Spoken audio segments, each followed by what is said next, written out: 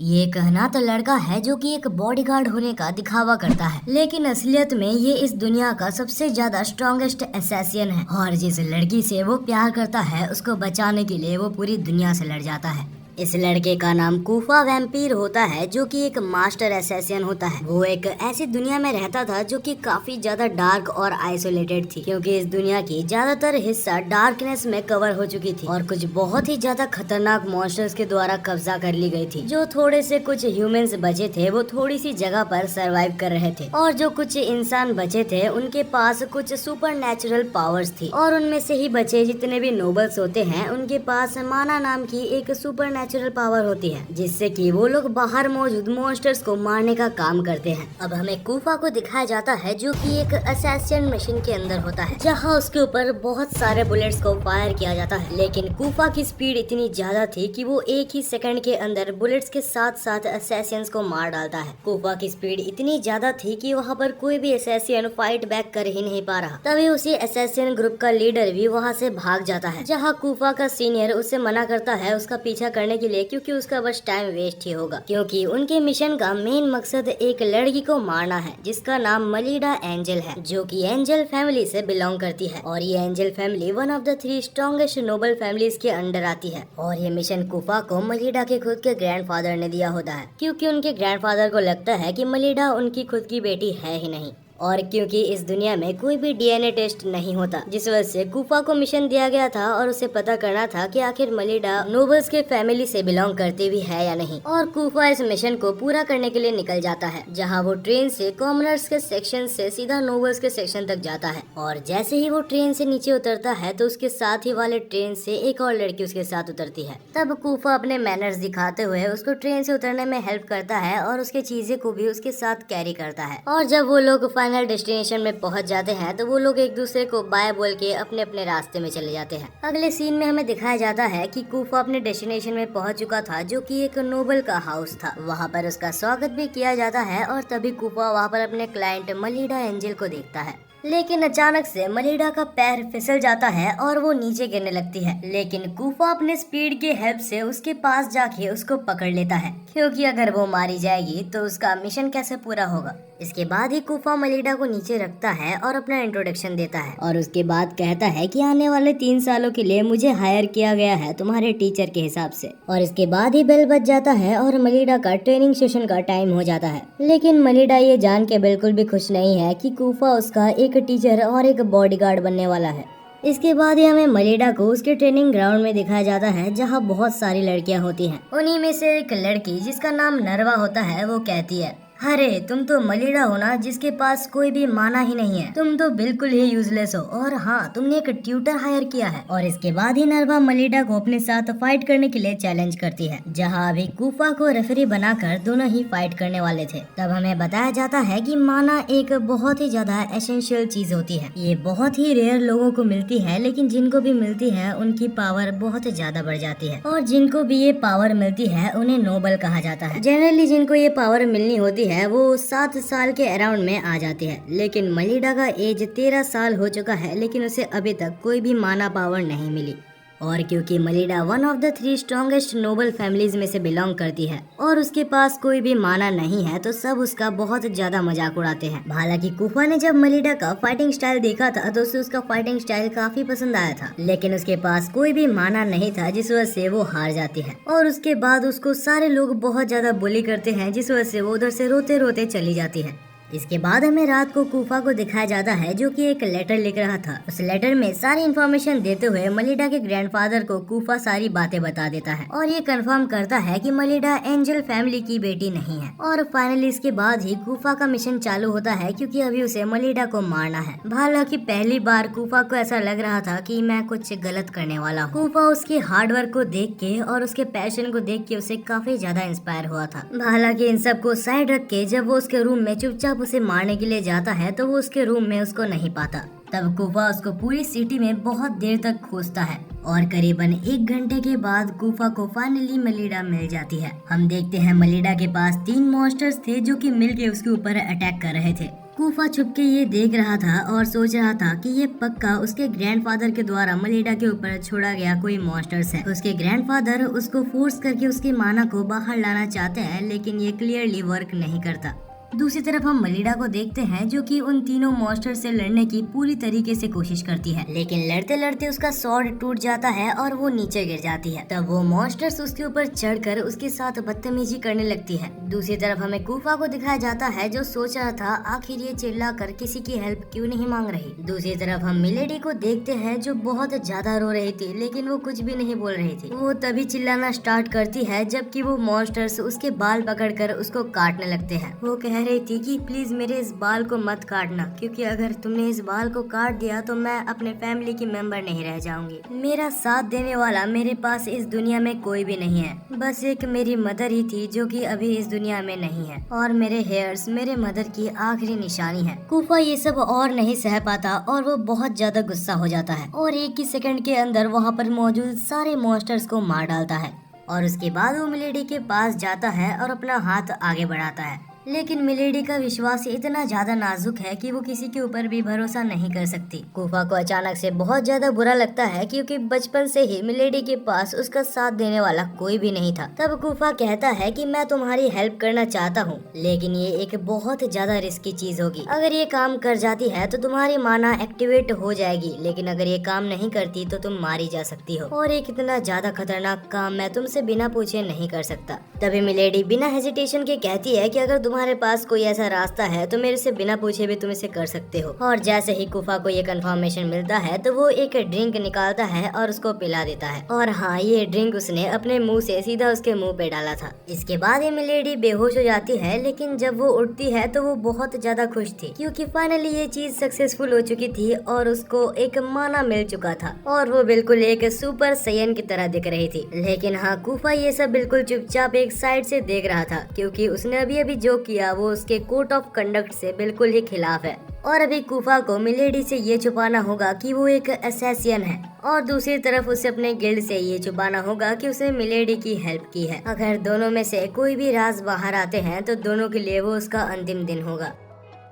उसी रात हमें बाद में दिखाया जाता है कि कूफा मिलेडी का पूरा बॉडी को चेकअप करता है क्योंकि जिस सीरम की मदद से उसने माना को अवेकन किया है उससे उसके बॉडीज को कुछ इंजरीज भी आ सकती है। मिलेडी काफी ज्यादा शर्मा रही थी क्योंकि उसने कोई ज्यादा अच्छे कपड़े नहीं पहने थे। वो कूफा से पूछती है तो क्या तुम्हें ये सब करते हुए अजीब नहीं लग रहा? कूफा कहता है कि हाँ, मैं बहुत ज्यादा एम्बेरस फील कर रहा हूँ, लेकिन मुझे ये करना ही होगा क्योंकि तुमने मेरे ऊपर भरोसा किया है, और अगर मेरी वजह से तुमको कुछ हो गया तो मैं बहुत ज्यादा पछताऊंगा। मिलेडी इस बात को समझती है और उसे लगता है कि कम से कम उसे कोई मिला जो कि उसके बारे में सोचता है। वेल, इसके बाद मिलेडी उसकी बॉडी की पूरी एक्सेस कूफा को दे देती है क्योंकि उसे कहीं भी चेक करना हो तो वो कर सकता है। इसके बाद ही कूफा उसको थैंक्स कहता है और कहता है कि मैं तुम्हें एक बहुत ही इम्पोर्टेंट चीज कहने जा रहा हूँ। जो माना मैंने तुमको दी है वो माना एक्चुअली तुम्हारी खुद की माना नहीं है। मेरे कहने का मतलब ये तुम्हारी फैमिली से इनहेरिट की गई माना नहीं है, ये मेरी ही माना है जो कि मैंने तुम्हें शेयर की है, और इस माना को समुराई माना कहा जाता है। लेकिन मिलेडी, ये माना भी काफी ज्यादा पावरफुल है। अगर तुम चाहो तो इस माना से प्रैक्टिस करके सबको साबित कर सकती हो। मिलेडी कहती है कि तुम्हारा बहुत बहुत शुक्रिया कूफा, और हाँ, मुझे खुशी है कि तुम्हारे ब्लड में जो माना फ्लो कर रहा है वो मेरे पास भी है।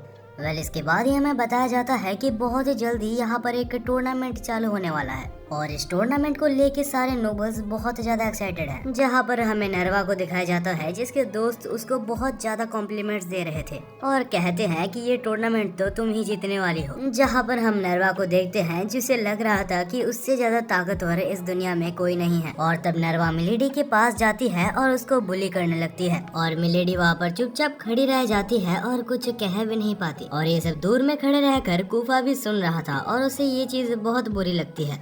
बाद में जब दोनों एक साथ जा रहे थे तब मिलेडी कहती है, मेरा माना अवेकन हो चुका है लेकिन अभी भी लोग मुझे बुली कर रहे हैं। कूफा कहता है कि भले ही तुम्हारा माना अवेकन हो चुका है लेकिन तुम्हारा माना अभी इनपरफेक्ट है। टूर्नामेंट बहुत ही जल्दी आने वाला है और उससे पहले अगर तुम अपने माना को अच्छे से ट्रेन कर लो तो तब तुम उसको एक ही बार में टूर्नामेंट में उसकी औकात उसे दिखा सकते हो। तभी कूफा नोटिस करता है कि उन दोनों की बात पीछे से कोई सुन रहा था। जब वो दोनों बाहर निकलते हैं तो ये पता चलता है कि वो ब्लू बालों वाली लड़की जो कि मिलेडी की खुद की कजन थी, उसका नाम एलिस था, और साथ ही साथ वो लाल बालों वाली लड़की जो कि कूफा को ट्रेन में मिली थी थी और उसका नाम वो रोजेरी बताती है। रोजेरी को देखकर मिलेडी कहती है, अरे ये तो वही आइडल है जो कि दिन ब दिन पॉपुलर हो रही है। एक्चुअली रोजेरी एक कॉमनर है जो कि अपने टैलेंट के बल पर नोबेल का टाइटल हासिल की है। इसके बाद ही रोजेरी कूफा को पूछती है, तो क्या तुम फ्री हो, तुम मेरे साथ कॉफी में चलना चाहोगे? लेकिन हमारा कूफा बिल्कुल ही सिग्मा निकलता है और कहता है कि तुम्हारे जैसे लड़कियों के लिए मेरे पास टाइम नहीं है। यह कूफा इसलिए ऐसा कहता है क्योंकि रोजेरी बस अपने बारे में ही सोच रही थी। यहाँ पर रोजेरी बहुत ज्यादा चिढ़ जाती है और कहती है कि देखते जाओ टूर्नामेंट में मैं तुम्हारी स्टूडेंट को कैसे हराती हूँ।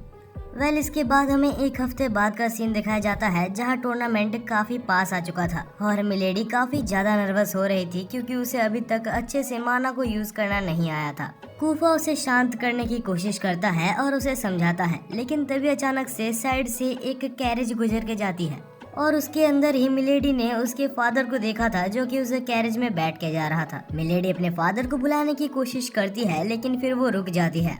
उसकी कंडीशन हर टाइम के साथ आते हुए खराब होते जा रही थी। ऊपर से उसका और मजाक उड़ाने के लिए वहाँ पर नरवा भी आ जाती है जो कि आते साथ उसका बहुत सा मजाक उड़ाने लगती है और कहती है कि तुम्हारे साथ जो भी पार्टी फॉर्म करेगा वो उतना ही ज्यादा बदकिस्मत होगा जैसे कि तुम्हारी फैमिली। अब मिलेडी धीरे धीरे डिप्रेस होते जा रही थी जिस वजह से अचानक से कूफा बीच में बोलता है और नरवा को कहता है कि तुमने अगर और बकवास की तो मेरे कान से खून आने लगेंगे, तो शांति से रहो और अपना मुंह बंद रखो। और ये सुनने के बाद नरवा बहुत ज्यादा गुस्सा हो जाती है और कहती है कि तुम जैसे एक बेकार ट्यूटर खुद को समझते क्या हो। लेकिन तभी हम देखते हैं कि मिलेडी काफी ज्यादा गुस्सा हो जाती है और नरवा की हाथ को हटाते हुए कहती है कि अपने ये बेकार से मुंह से मेरे टीचर कूफा का नाम मत लेना और उसको धमकी भी देती है कि मैं तुम्हें टूर्नामेंट में बहुत बुरी तरीके से हराऊंगी।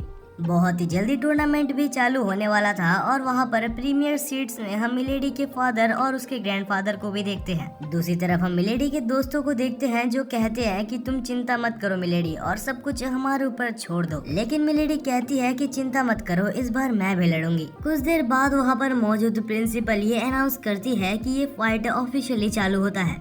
वहाँ मौजूद सारे लड़कियां अपने माना को एक्टिवेट करते हैं और एक दूसरे के ऊपर रश कर देते हैं, जहाँ मिलेडी एक डीप ब्रेथ लेती है और नरवा की तरफ भागना चालू कर देती है। नरवा भी अपने माना को एक्टिवेट करके उसके तरफ जा रही थी और सोच रही थी कि उसे फिर से ह्यूमिलिएट करेगी और उसे उसकी औकात फिर से दिखाएगी।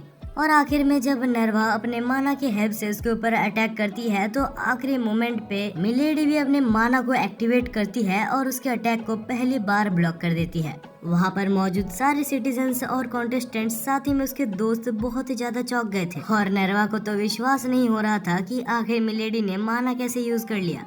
लेकिन तब नरवा कहती है कि अगर तुमने माना यूज भी कर लिया तब भी तुम कुछ नहीं कर सकती। और तब नरवा उसके ऊपर फिर से एक अटैक करने वाली थी, लेकिन तब मलेडा भी अपने स्वॉर्ड की मदद से एक अटैक करने का दिखावा करती है और स्वॉर्ड की जगह वो उसे अपने पैर से एक बहुत ही जोरदार किक मारती है जिससे कि उसे बहुत ही जोर से लगता है और वो एक स्टोन से जाके टकराती है। हालांकि नरवा की यहाँ पर बहुत ज्यादा बेइज्जती हो चुकी थी, लेकिन तब वो फिर से खड़ी होती है और अपनी पूरी पावर को रिलीज करती है और इस बार उसने अपने पूरी पावर के साथ मलिडा के ऊपर अटैक किया था और ये अटैक इतना ज्यादा पावरफुल था कि पूरा अरीना टूट चुका था। जहाँ हम मिलेडी को देखते हैं जो कि चुपचाप एक जगह पर बैठी थी। नरवा उसके पास आती है और कहती है कि अगर तुम सरेंडर कर देती हो तो मैं तुम्हें यहीं पर छोड़ दूंगी, हाँ लेकिन ये मत भूलना कि मैं तुम्हारी बेइज्जती जरूर करूंगी। लेकिन अचानक से मिलेडी अपने स्वॉर्ड को नरवा के नेक पे रख देती है और कहती है कि कूफा के अटैक से इससे ज्यादा पावरफुल है। और इसके बाद ही नरवा और मलिडा दोनों का ही बहुत देर तक फाइटिंग कंटिन्यू होता है। लेकिन एक टाइम के बाद मलिडा का माना धीरे धीरे वैनिश हो जाता है और वो बहुत ही जोर से नीचे गिरती है। कूफा पैनिक करने लगता है कि आखिर अभी क्या होगा, क्योंकि नरवा अभी तक उसके ऊपर बहुत सारे अटैक्स कर रही थी और उसे मारे जा रही थी। वो कहती है कि अगर तुम हार नहीं मानोगी तो मुझे ये करना ही होगा और वो एक ऐसा अटैक उसके ऊपर करने जा रही थी जो कि टूर्नामेंट में यूज करना इलीगल था। लेकिन तभी मिलेडी एक आखिरी बार के लिए अपने माना को एक्टिवेट करती है और एक फैंटम ब्लेड नाम के अटैक को उसके ऊपर करती है और ये अटैक इतना ज्यादा पावरफुल था कि वो नरवा को सीधा टूर्नामेंट से बाहर फेंक देता है।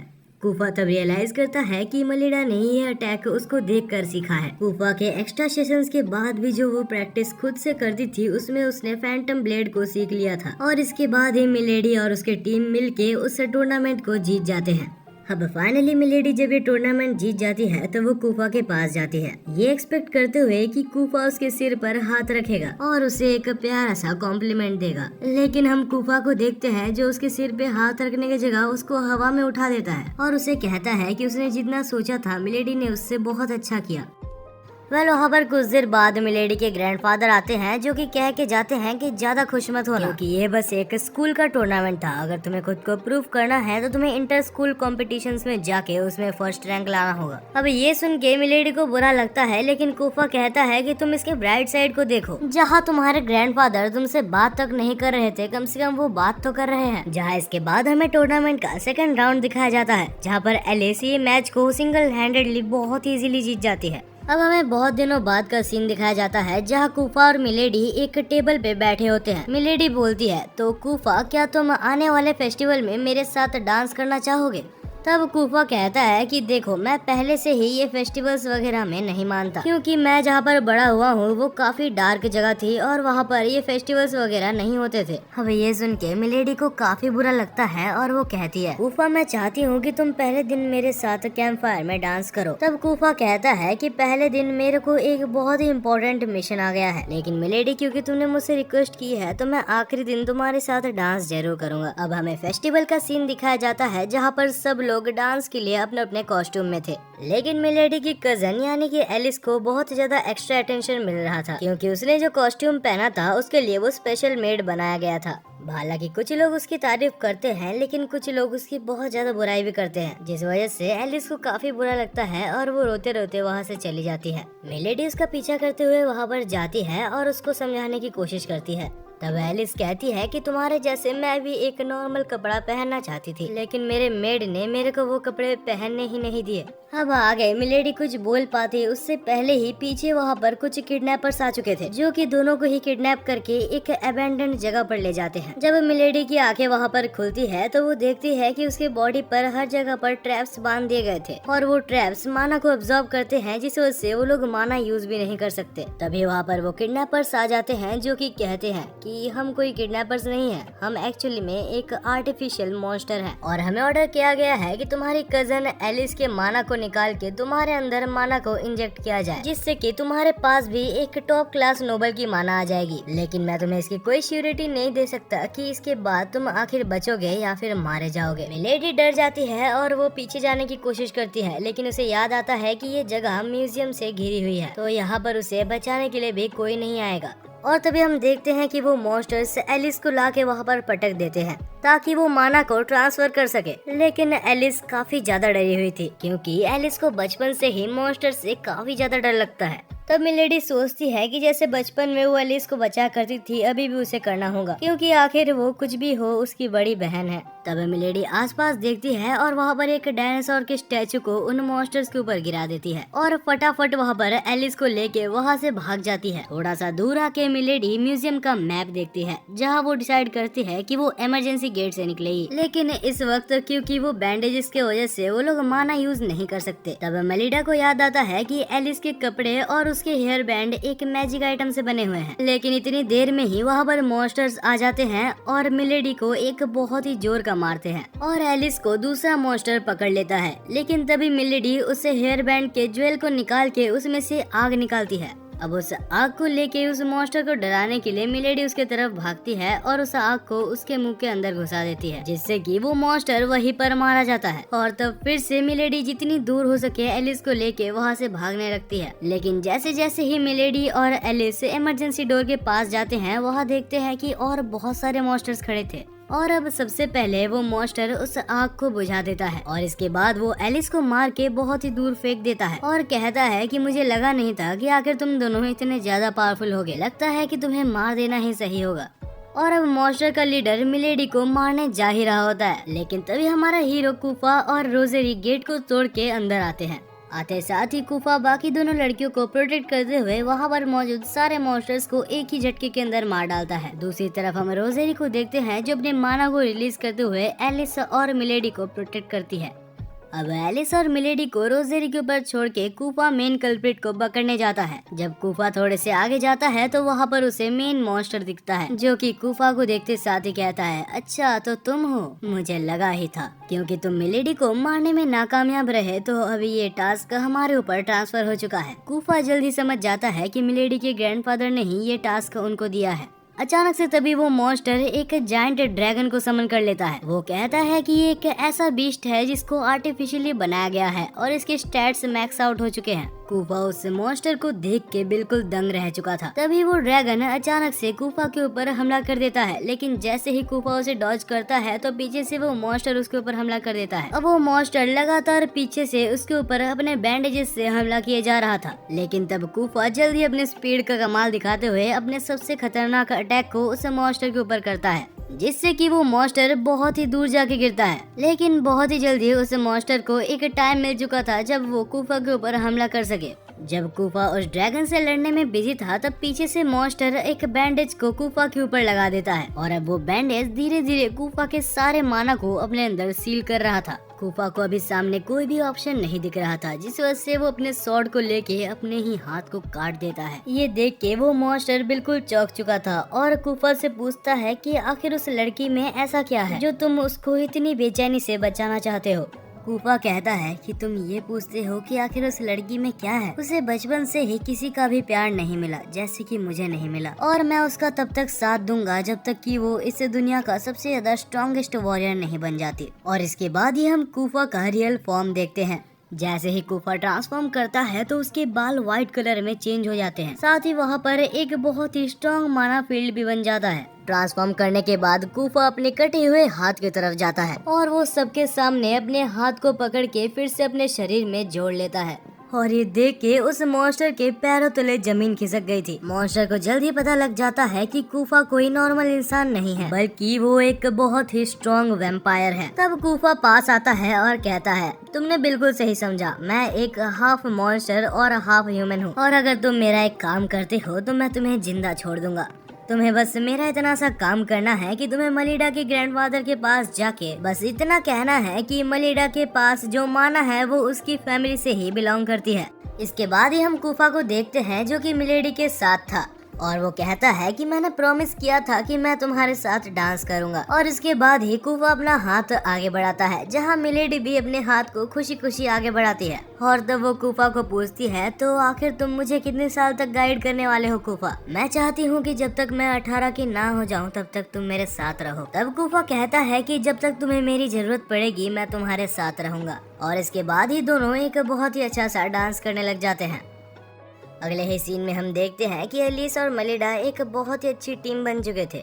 दूसरी तरफ हम रोज को देखते हैं जो कि अभी तक कूफा से चिपक रही थी, लेकिन आपको पता ही है कि हमारा कूफा एक सिग्मा है। तब वो रोज को हटाते हुए कहता है कि तुम्हें पता है कि हम दोनों एक मिशन में हैं, तो तुम्हें अपनी डिस्टेंस को मेंटेन करके चलना चाहिए। अब हमें बताया जाता है कि ये सब मिलके एक आइस कैसल के अंदर जा रहे थे, जहाँ पर इंटर स्कूल कंपटीशन बहुत ही जल्दी चालू होने वाला था। अब हम देखते हैं कि वहाँ पर सारे स्टूडेंट्स गैदर हो चुके थे, और वहाँ पर जैसे ही असेंबली चालू होने वाली थी उससे पहले मलिडा एलिस को पूछती है, तो एलिस क्या तुम मुझे अपने टीम में लेना चाहती हो?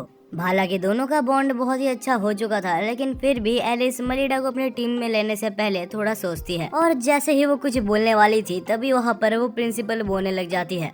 इस कंपटीशन का नाम द लूना टूर्नामेंट है, और ये टूर्नामेंट हमारे एकेडमी के लिए बहुत ज्यादा इम्पोर्टेंट है। और मैंने हमारे एकेडमी से 2 ऐसे स्टूडेंट्स को सिलेक्ट किया है जो कि हमारे टूर्नामेंट में इस एकेडमी से खेलने वाले हैं। सबको लग रहा था कि प्रिंसिपल ने 3rd ईयर की सबसे स्ट्रॉन्गेस्ट गर्ल या फिर नरवा को चूज किया होगा, लेकिन सब लोग तब शॉक हो जाते हैं जबकि प्रिंसिपल ने एलिस और मिलेडी को चूज किया था। एलिस और मिलेडी को स्टेज के ऊपर बुलाया जाता है, जो कि खुद भी बहुत ज्यादा शॉक थे कि आखिर वो लोग कैसे चूज हो सकते हैं। तब प्रिंसिपल कहती है कि तुम दोनों अपने अपने कैंडिडेट्स को चूज कर सकते हो जिन्हें भी तुम्हें अपने टीम में लेना है। एलिस के टीम में तो लोग आ जाते हैं, लेकिन जब मिलेडी किसी को अपने टीम में लेने के लिए कोशिश करती है तब वहाँ पर मौजूद सारे स्टूडेंट्स का मुंह देख के उसे लग रहा था कि कोई भी उसके टीम में नहीं आना चाहेगा। लेकिन तभी हम देखते हैं कि नरवा हाथ उठाती है और कहती है कि मैं मिलेडी के टीम में जाना चाहती हूँ। इसके बाद ही वहाँ पर एक 3rd ईयर की स्टूडेंट जिसका नाम क्रिस्टा था वो भी कहती है कि मैं भी मिलेडी के टीम में जाना चाहती हूँ। और इसके बाद ही टीचर कहती है तो ठीक है, बहुत ही जल्दी अभी टूर्नामेंट चालू होने वाला है। हालांकि इसके बाद सारे स्टूडेंट्स कहते हैं कि तुमने कुछ ना कुछ गलत काम तो किया होगा जिस वजह से प्रिंसिपल ने तुम्हारा नाम लिया। हालांकि ये चीज मिलेडी को काफी बुरा लगता है और वो कहती है कि कूफा मैंने कभी भी ऐसा नहीं किया। तब कूफा मिलेडी को गले लगाते हुए कहता है कि मुझे पता है तुम कोई भी गलत काम नहीं करोगी और मिलेडी मैं तुम्हारे हमेशा साथ हूँ। अगर पूरी दुनिया भी तुम्हारे खिलाफ रहे तो मैं तुम्हारे साथ रहूंगा। अगले सीन में हम देखते हैं नरवा को और मलिडा को जो कि ट्रेनिंग कर रहे थे और अब नहीं पता कैसे लेकिन नरवा मलिडा की अच्छी दोस्त बनते जा रही थी। तब बहुत देर ट्रेनिंग कर लेने के बाद जब मलिडा रेस्ट कर रही थी तब वो सोच रही थी कि आखिर एलिस कैसा कर रही होगी, क्योंकि इस टूर्नामेंट में मलिडा अपने ही बहन से लड़ने वाली थी। तभी वहाँ पर अचानक से एक अननोन लड़की आती है जो कि आकर मलिडा को कहती है तो तुम मलिडा एंजल हो। अगर मैं सही हूँ तो तुम और एलिस दोनों ही एंजल फैमिली से बिलोंग करते हो। मैं सच में इस फैमिली की बहुत बड़ी फैन रह चुकी हूँ। अगर तुम चाहो तो मैं भी तुम्हारे ट्रेनिंग में हेल्प कर सकती हूँ। लेकिन ये कहने के बाद ही वो अचानक से वहाँ से गायब हो जाती है।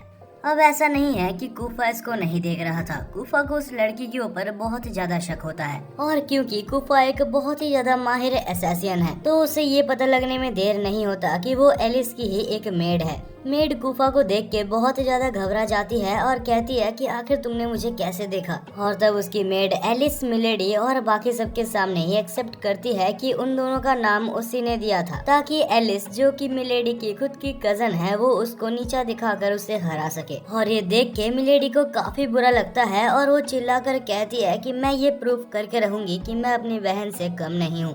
बाद में हम कूफा को देखते हैं जो कि मिलेडी को अपने रूम तक छोड़ के वहाँ से बाहर निकलता है और जैसे ही कूफा बाहर निकलता है तो उसके पीछे उसे एक ब्लैक कलर का पेपर प्लेन महसूस होता है और वो प्लेन एक्चुअली में उसके गिल्ड से एक साइन था। इसका मतलब ये है कि कूफा के गिल्ड वाले उसके साथ बात करना चाहते हैं। के बाद के सीन में जब कूफा उस जगह पर जाता है जहाँ पर उसे बुलाया गया था वहाँ कूफा को अपने ही गिल्ड का एक और स्ट्रॉन्ग मेंबर देखने के लिए मिलता है और उसका नाम हमें ब्लैक मैनियक बताया जाता है। और वहीं पर हमें ये भी दिखाया जाता है कि वो बस अपने मैजिक की हेल्प से ही बात करता है। वो कहता है कि हमारे गिल्ड के लीडर तुम्हारे इनकम्प्लीट मिशन के बारे में पूछ रहे हैं और ये याद रखना कि अगर तुम इस मिशन को या फिर हमारे गिल्ड को धोखा देते हो तब मैं तुम्हें और साथ ही साथ उस मिलेडी को भी मार डालूंगा। ये सुन के कूफा बहुत ज्यादा गुस्सा हो जाता है और कहता है कि तुम कुछ भी कर लो तुम मेरे को और मेरे स्टूडेंट को नहीं हरा सकते। तब वो कहता है कि अच्छा ऐसी बात है, फिर तो सबसे पहले मैं तुम्हें ही मारूंगा। ये सब सुन के कूफा काफी ज्यादा नाराज हो चुका था और दोनों ही यहाँ पर लड़ने वाले थे और अचानक से तभी रोज आ जाती है जो कि ब्लैक मैनियक को पीछे से हमला कर देती है। तब हम ब्लैक मैनियक को देखते हैं जो कि इस बार गुस्सा हो चुका था और कहता है कि ये एक साफ बेट्रेयल है। लेकिन रोज भी कूफा के साथ खड़ी थी और कहती है कि चिंता मत करो हम एक साथ इसे लड़ेंगे। तब ब्लैक मैनियक अपने पास में से एक बहुत ही खतरनाक तलवार निकालता है। दूसरी तरफ कूफा भी रेडी था इस लड़ाई को लेने के लिए, लेकिन इस लड़ाई की आवाज को सुन के वहाँ पर अचानक से बहुत सारे लोग आने लगते हैं और क्योंकि ब्लैक मैनियक अपने आप को वहाँ पर डिस्क्लोज नहीं कर सकता जिस वजह से वो कूफा को वार्निंग देके वहाँ से चली जाती है और कहती है कि अभी मैं जा रही हूँ लेकिन हमेशा मैं तुम्हारे ऊपर नजर रखूंगी। उसके जाने के बाद ही रोज पूछती है कि कूफा आखिर ये कौन था। तब कूफा कहता है कि हमारे गिल्ड का one of the strongest warrior है और ये एक ऐसा क्लाउन है जो अगर चाहे तो सातों बड़े मेजेस की एबिलिटीज को भी कॉपी कर सकता है। दूसरी तरफ हम एलिस और मलिडा को एक रूम में देखते हैं जहाँ पर एलिस कहती है मलिडा मैं तुमसे जानबूझ के इस टूर्नामेंट में हार जाऊंगी ताकि यहाँ मौजूद सारे लोग तुम्हें एक्नॉलेज कर सके और तुम्हें और मुझे खुद भी पता है कि तुम मुझसे नहीं जीत सकती। और एलिस के मुंह से ऐसी बातें सुनकर उसका दिल और ज्यादा टूट जाता है। अगले सीन में हम कूफा और रोज को देखते हैं जो कि प्रिंसिपल के साथ बात कर रहे थे और ब्लैक मैनिया के बारे में उसको सब कुछ बताते हैं और ये रिक्वेस्ट करते हैं अगर हो सके तो ये टूर्नामेंट को बंद कर दिया जाए। लेकिन प्रिंसिपल कहती है कि अगर ये दुनिया भी खत्म हो जाए तो ये टूर्नामेंट बंद नहीं होगा।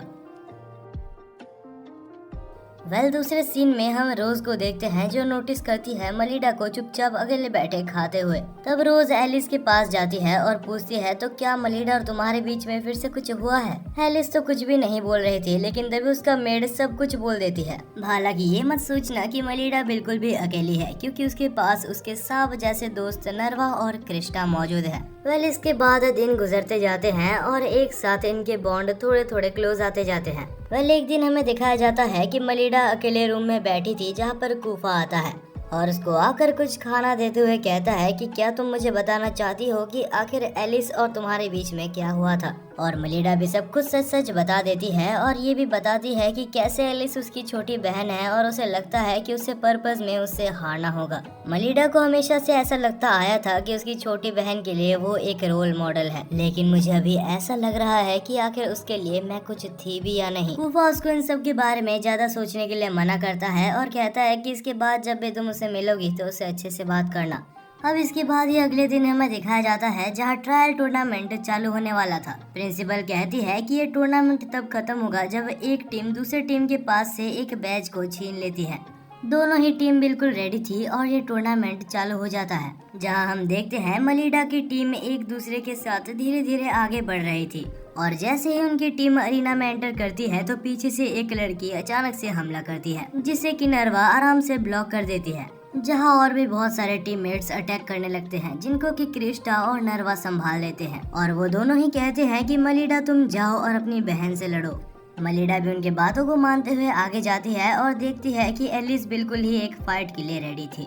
तब मलिडा आगे जाके कहती है कि आज तुम बता दो कि आखिर तुम मेरे बारे में क्या सोचती हो एलिस। तभी एलिस कहती है कि मैंने कभी भी आपसे नहीं लड़ा क्योंकि मुझे ये जानना नहीं था कि आप कितनी ज्यादा वीक हो। अगर मैं ये जान जाती तो मैं कभी भी आपकी रिस्पेक्ट नहीं कर पाती। एलिस को ऐसा लगता था कि उसकी बड़ी बहन कभी भी उससे जीत नहीं सकती, लेकिन इस बार मलिडा दुखी की जगह बहुत ज्यादा गुस्सा हो जाती है और कहती है कि अगर तुम्हें ऐसा ही लगता है तो ये मैच को मैं ही जीतूंगी। लेकिन तब एलिस कहती है कि 100 सालों में भी आप मुझसे नहीं जीत सकते। और इसके बाद ही दोनों अपने फाइनल अटैक्स की तैयारी करते हैं और एक दूसरे के ऊपर करने वाले थे। लेकिन तभी हम मलिडा को देखते हैं जो कि एक अटैक करती है, जिससे कि एलिस का स्वॉर्ड ही टूट जाता है और उसके बाद कहती है, तो एलिस क्या तुम कुछ कह रही थी कि मैं तुमसे नहीं जीत सकती? और इसके बाद ही मिलेडी रोने लगती है और कहती है कि एलिस तुम मेरे ऊपर भरोसा करो, मैं तुम्हारी बड़ी बहन हूँ और मैं चाहती हूँ कि तुम मेरे ऊपर विश्वास करो। वेल इसके बाद एलिस को अपनी गलती समझ आती है और दोनों ही फिर से एक अच्छे बॉन्ड में आ जाते हैं। और तभी हम वहाँ पर नरवा को देखते हैं जो आके कहती है कि शायद मुझे ये मोमेंट को स्पॉइल नहीं करना चाहिए। दूसरी तरफ हम कूफा को देखते हैं जो कि उसी लड़की से मिलने गया था जो इससे पहले मलिडा से मिलने आई थी। उसे लग रहा था कि वो लड़की कहीं ना कहीं ब्लैक मैनियाक हो सकता है, जिस वजह से कूफा उसके ऊपर अटैक कर देता है। लेकिन तब वो कहती है कि अगर तुम्हें मेरे साथ कुछ भी करना है तो तुम कर सकते हो। लेकिन कूफा गुस्सा होकर उसके ऊपर अटैक करने ही वाला था, तभी वो अपनी माना को रिलीज करती है और कहती है कि मैं टॉप 3 नोबल फैमिलीज में से एक की बेटी हूँ। तब कूफा उसको सॉरी कहता है और उसे तभी समझ आ जाता है कि ये आखिरकार ब्लैक मैनियाक नहीं है। जो असली ब्लैक मैनियाक है वो पक्का अभी कहीं ना कहीं मिलेडी के पास होगा उसे मारने के लिए। तभी कूफा वहाँ से जितनी स्पीड हो सकता था मिलेडी के पास भागता है। दूसरी तरफ हम मलिडा को देखते हैं जिसे नरवा का ऑरा थोड़ा सा चेंज महसूस हो रहा था और तभी हम नरवा को देखते हैं जो कि अपना रूप बदल कर ब्लैक मैनियाक बन जाती है और अपना वेपन निकाल के वहाँ पर एक इतना ज्यादा खतरनाक हमला करती है जिससे कि पूरा कैसल ही उड़ जाता है। तभी हम मलिडा को देखते हैं जो कि एलिस के साथ वहाँ से भागने लगती है, लेकिन तभी मैनियाक मिलेडी के ऊपर पीछे से हमला कर देता है। मिलेडी भी पूरी तरीके से रेडी थी उससे लड़ने के लिए क्योंकि उसे आखिरकार एलिस को प्रोटेक्ट करना था। लेकिन जब वो लड़ रही थी तो मैनियाक उसको आराम से डोमिनेट कर रहा था क्योंकि मिलेडी उसके सामने कहीं स्टैंड ही नहीं करती। और आखिर में हम देखते हैं जब मैनियाक उनको खत्म करने ही वाला था तभी अचानक से बीच में कूफा आ जाता है जो कि एक हीरो की तरह मैनियाक के अटैक को रोक लेता है। तभी वहाँ पर रोज भी आ जाती है कूफा की मदद करने के लिए, लेकिन शायद इसकी जरूरत नहीं थी क्योंकि कूफा ने एक ही अटैक में मैनियाक को महल से बाहर फेंक दिया था। और हम देखते हैं इस लड़ाई के दौरान ब्लैक मैनियाक के कपड़े भी फट चुके थे और क्योंकि वो एक लड़की है तो बहुत ज्यादा एम्बैरेस्ड हो जाती है। और क्योंकि हमारा कूफा एक जेंटलमैन है तो वो उसे कुछ कपड़े और एक लेटर देते हुए कहता है कि ये लेटर गिल्ड में दे देना और इस मैटर को यहीं पर खत्म करो। और इसके बाद ही हमें नरवा को भी दिखाया जाता है जो कि एकेडमी के पीछे बेहोश हुए पड़ी थी। बाद में हम देखते हैं मलिडा को जो कि एलिस के साथ थी और कहती है कि मैं सोच रही हूँ मैं एक नया टीम बनाऊं जिस टीम में मैं तुम्हें लीडर बनाना चाहती हूँ और वो टीम हम खुद के लिए रन करेंगे। और एलिस इस इनविटेशन को हैप्पीली एक्सेप्ट कर लेती है और दोनों ही एक दूसरे से गले मिलते हैं।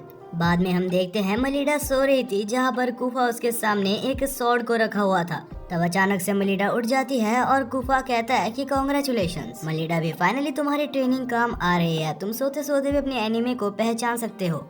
लेकिन मलिडा तो काफी ज्यादा गुस्सा थी और कहती है कि मैं सो रही थी, तुम अभी भी मुझसे ट्रेनिंग करवा रहे हो। तब कूफा उसे कहता है कि जल्दी से रेडी हो जाओ क्योंकि तुम्हारी स्कूल ट्रिप बहुत ही जल्दी चालू होने वाली है। इसके बाद ही हम देखते हैं कूफा को और मिलेडी को जो कि स्ट्रीट्स में चलते चलते जा रहे थे। जहाँ तभी कूफा का एक कंपेनियन कूफा को एक मेडिसिन देते हुए कहता है कि इसको संभाल के यूज करना। तब कूफा उस मेडिसिन को लेके अपने पीछे छुपा लेता है और तभी हम देखते हैं वहाँ पर रोज और एलिस भी आ जाती है और रोज आते साथ कूफा को कहती है कि कूफा प्लीज मुझसे शादी कर लो। और ये सुनने के बाद नहीं पता क्यों मिलेडी का चेहरा बहुत ही अजीब सा हो जाता है। लेकिन तब रोज कहती है कि मैं मजाक नहीं कर रही, मेरे फादर मेरी शादी बहुत जल्दी तय करने वाले हैं और मैं नहीं चाहती कि मेरी शादी किसी से भी हो जाए। तो मैंने अपने फादर को ये बोला है कि मैं किसी को पसंद करती हूँ। तो कूफा बस तुम्हें मेरे फादर के सामने मेरा साथ देना है और कुछ भी नहीं। ये एक्सपेक्टेड नहीं था लेकिन कूफा इस बात के लिए राजी हो जाता है और ये बात मलिडा को बिल्कुल भी पसंद नहीं आती। और ये काफी नहीं था कि जाते टाइम रोज कूफा के साथ चिपक रही थी। मलिडा भी अपने कंपटीशन को बढ़ाना नहीं चाहती जिस वजह से वो भी कूफा के साथ चिपक रही थी। और तभी वहाँ पर एक टीचर आते हैं जो आके उनको कहते हैं ये एक एकेडमी है और तुम दोनों को अपने हद में रहना चाहिए। और वो टीचर मलिडा और रोज को इधर उधर सुनाने के बाद एलिस के पास जाती है और उसको कहती है देखो एलिस कितनी अच्छी बच्ची है, जहाँ मलिडा जो उसकी कजन वो बिल्कुल उससे उल्टी है। मलिडा ये सुनने के बाद कहता है अरे ठीक है, वैसे भी तुम्हारी बातों से फर्क किसे पड़ता है। थैंक्स टू कूफा मलिडा को ऐसा रिप्लाई देना उसी ने सिखाया है।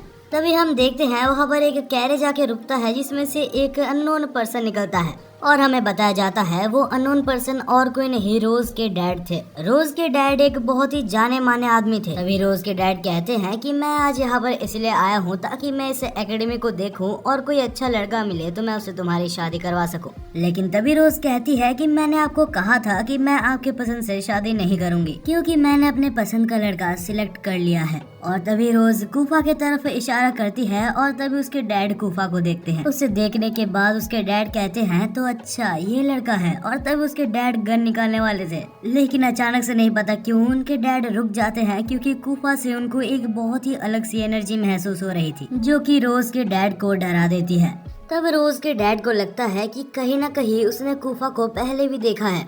तब उसके डैड थोड़ा पीछे जाते हैं और कूफा से माफी मांगते हैं और फिर कहते हैं करीबन कुछ सालों पहले एक केस आया था जिसमें 12 साल के लड़के को किसी ने मार दिया था और नहीं पता क्यों लेकिन उस कल्प्रिट का फेस मुझे कूफा से मिलता जुलता लग रहा है। ये सुन के वहाँ पर मौजूद सारे लोग हैरान हो जाते हैं और कूफा कहता है कि मुझे इस बारे में कुछ भी नहीं पता। तभी प्रिंसिपल कहती है कि आपको एकेडमी का टूर के लिए लेट हो रहा है। तब रोज के डैड वहाँ से चले जाते हैं। इसके बाद ही कूफा भी कहता है कि मेरे को थोड़ा सा अच्छा नहीं लग रहा तो मैं आज तुम्हारे साथ नहीं जा पाऊंगा मलिडा। तब मलिडा कहती है कि कूफा कहीं तुम उन रोज के डैड के बारे में तो नहीं सोच रहे। चिंता मत करो कूफा, मुझे पूरा भरोसा है कि तुम ऐसा कुछ भी नहीं करोगे। तब कूफा कहता है कि मैं इतना किसी के बारे में नहीं सोचता, जिससे मुझे फर्क पड़ता है वो बस तुम हो मलिडा। और इसके बाद कूफा अपने रूम में चले जाता है। लेकिन मलिडा को अभी भी बहुत ज्यादा चिंता हो रहा था। वो अपने क्लास में बैठी थी लेकिन वो बस कूफा के बारे में ही सोच रही थी। वो ये सब और सह नहीं पाती और क्लास के बीच में से ही वहाँ से दौड़ के कूफा के पास चले जाती है।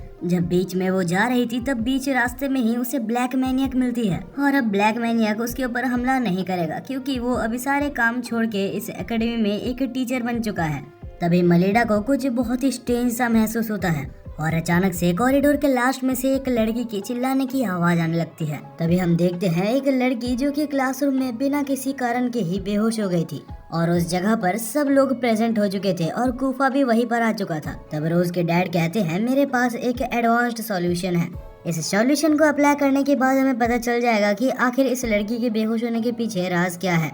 तब हम देखते हैं कि रोज के डैड उस सॉल्यूशन को एक बॉनफायर में जाके डाल देते हैं और तभी उस फायर का कलर चेंज हो जाता है और वो बिल्कुल लाइट ब्लू कलर में चेंज हो जाता है। तब रोज के डैड उसको देखते हैं और कहते हैं अच्छा तो ये बात है। इस कलर का मतलब ये है कि इस इंसिडेंट के पीछे एक लड़के का हाथ है और उस लड़के की एज 18 से 19 साल के बीच में होगी। और ये सुनने के बाद ही वहाँ पर मौजूद प्रिंसिपल और सारे स्टूडेंट्स कूफा की तरफ देखने लगते हैं। तब कूफा कहता है कि मैं खुद को इनोसेंट प्रूव नहीं कर सकता लेकिन मैं कह सकता हूँ कि मैंने ऐसा कुछ भी नहीं किया।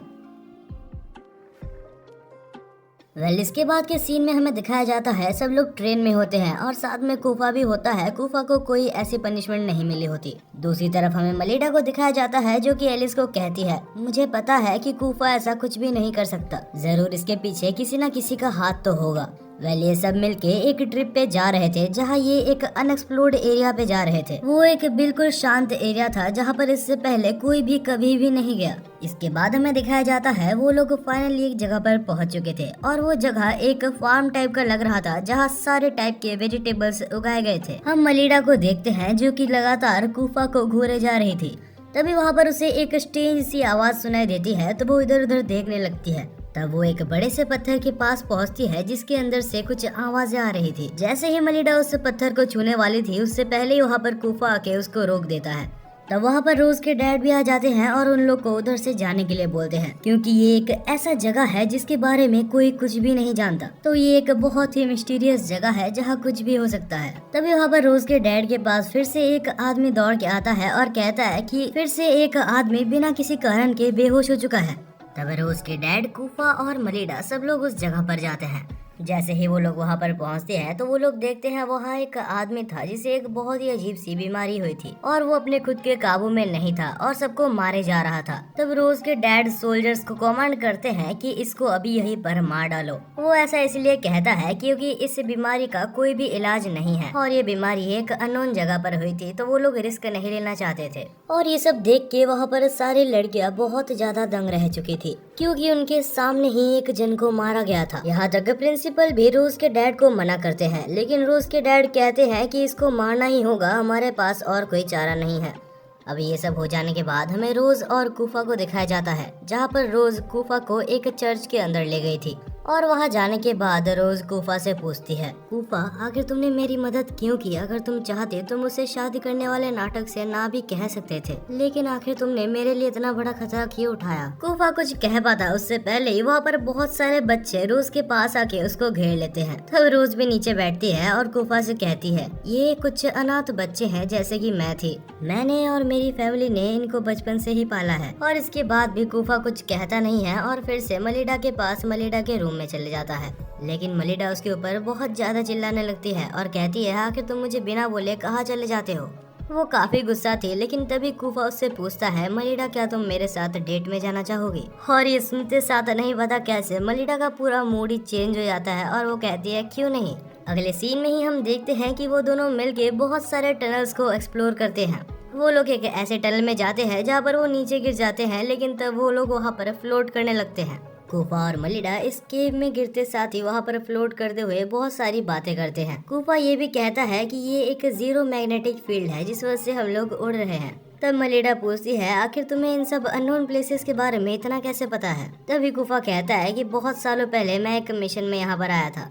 अब फाइनली उनका घूमना खत्म होता है और मलिडा अपने रूम में आके फिर से सोने लगती है। सोने से पहले वो कहती है कि कूफा आज मुझे बहुत मजा आया और इसके बाद मैं कभी फिर से तुम्हारे साथ जाना चाहूंगी।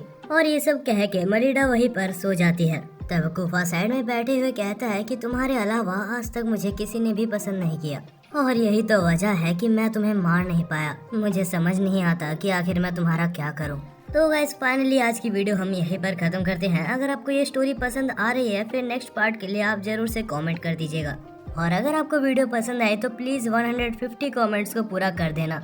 और यार ये एनीमे आपको कैसा लगा? आप 10 से रेटिंग कर सकते हैं। मेरे को तो ये एनीमे ज्यादा खास नहीं लगा तो मैं इसे 6/10 की रेटिंग देना चाहूंगा। और मेरे को ये भी बताना कि अभी ऑनगोइंग एनीमेज जो चल रहे हैं क्या मुझे उसे एक्सप्लेन करना चाहिए या नहीं चाहिए। बाकी यार मिलते हैं किसी नेक्स्ट वीडियो के साथ, तब तक के लिए गुड बाय।